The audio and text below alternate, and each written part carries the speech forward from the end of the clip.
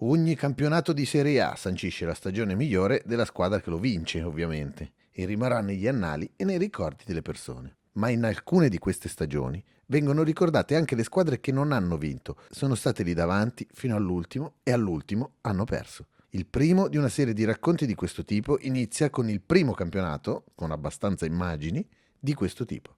Voi godetevelo. Poi però iscrivetevi e mettete like se vi è piaciuto. A me questo serve un sacco, a voi costa niente. Detto questo, cominciamo.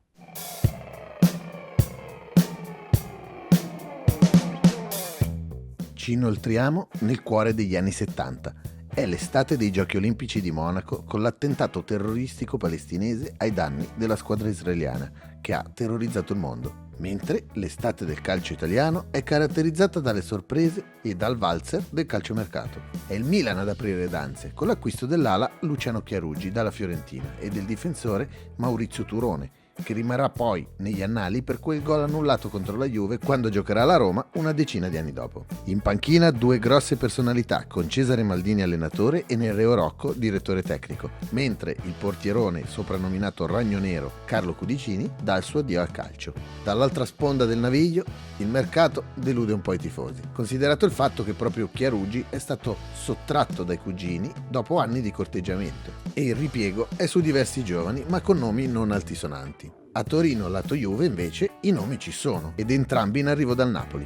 Parliamo di Dino Zoff in porta e del 34enne José Altafini, che cerca la rinascita dopo anni altalenanti con i partenopei. Queste le tre favorite, mentre Roma, Torino, Fiorentina sembrano partire con un passo indietro. Infine ci sono le due neopromosse, la sorprendente Ternana, che ha vinto inaspettatamente lo scorso campionato di B, e la Lazio di Tommaso Maestrelli, con i vari Chinaia e Rececconi, che non è ancora la sorpresa che si dimostrerà più avanti. Anche se alla partenza sono proprio queste due a stupire con un ottimo inizio di campionato insieme alla Roma. E già alla settima giornata i biancocelesti sono primi in solitaria. Tengono botta per qualche giornata ma sembra non poter durare. Infatti le milanesi non mollano con, soprattutto l'Inter, che prende il primato dopo qualche giornata, ma il girone di andata si chiude con altri due campioni d'inverno, Juventus e Milan, che dopo essersi assestate sembrano dire agli altri che sarà un discorso a due la lotta per il campionato. I rossoneri confermano questa impressione, spinti dalla voglia di conquistare il 10° titolo della propria storia e quindi la stella.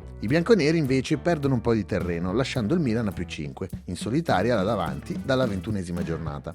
Quello che nessuno si aspettava è che la neopromossa Lazio tenesse il ritmo e si inserisse tra le due armate per la lotta finale, a 2 soli punti dal diavolo. Passano poche settimane e si arriva a 5 giornate dalla fine quando la Lazio piega il Milan nello scontro diretto per 2-1, con diverse polemiche, per il gol del pareggio annullato per un fuorigioco inesistente dall'arbitro Lobello. Fatto sta che i capitolini raggiungono i milanesi a pari punti, mentre la Juventus si riavvicina a -2 dalle prime. Nelle ultime giornate i laziali sembrano cedere, ma il Milan non ne approfitta. Si arriva con questa classifica al 20 maggio 1973, l'ultima giornata. Milan 44, Lazio e Juve 43. Ricordo che la vittoria valeva ancora 2 punti. In caso di arrivo in parità era previsto lo spareggio a 2 o addirittura a 3. Il Milan ha chiesto da tempo alla federazione di spostare la propria partita perché pochi giorni prima avrebbe avuto la finale di Coppa delle Coppe, che poi vincerà, ma nella quale spenderà molte energie. La federazione comunque declinò per mantenere la concomitanza tra le gare. Abbiamo questi 90 minuti a Verona, una squadra che la sua vince poco ma anche perde poco. Speriamo, a noi non ci voleva questa finale a Salonico mercoledì, ma torno a ripetere, siccome dicono che siamo una grande squadra, una grossa società, bisogna onorare tutti gli impegni, è quello che noi cerchiamo di fare. Il Milan gioca a Verona, contro una squadra che dovrebbe perdere 10-0 per retrocedere, ed è quindi molto tranquilla. La Lazio va a Napoli, con le promesse fatte all'andata dai giocatori partenopei di spezzargli le gambe dopo gli screzi nel tunnel all'Olimpico, e verranno anche accolti a sassate contro il pullman da parte dei tifosi. La Juve gioca proprio all'Olimpico contro la Roma, che è nella stessa situazione identica del Verona. Il primo tempo conferma subito le paure del Milan, che al 16° è già in svantaggio. Gli uomini di Rocco non hanno palesemente le forze per reagire e dal 26° al 29° subiscono altre 2 reti che sembrano sancire la disfatta. Ma sempre al 29° a Roma, Spadoni porta in vantaggio i giallorossi, che hanno attaccato per tutto il primo tempo e 4 minuti dopo a Verona Rosato accorcia le distanze per il Milan, riaprendo la speranza. Fine dei primi tempi. A Napoli sono ancora 0-0. La squadra di casa sta giocando come se fosse una finale. Le fonti riportano un tentativo del capitano della Lazio Wilson di capire con alcuni giocatori napoletani se ci fosse stata la possibilità, sotto compenso, di ammorbidire il loro approccio alla partita. Ma la risposta che ricevette fu: spiacenti, siete arrivati secondi. Qualcun altro ha già pensato a prometterci un premio se vi battiamo.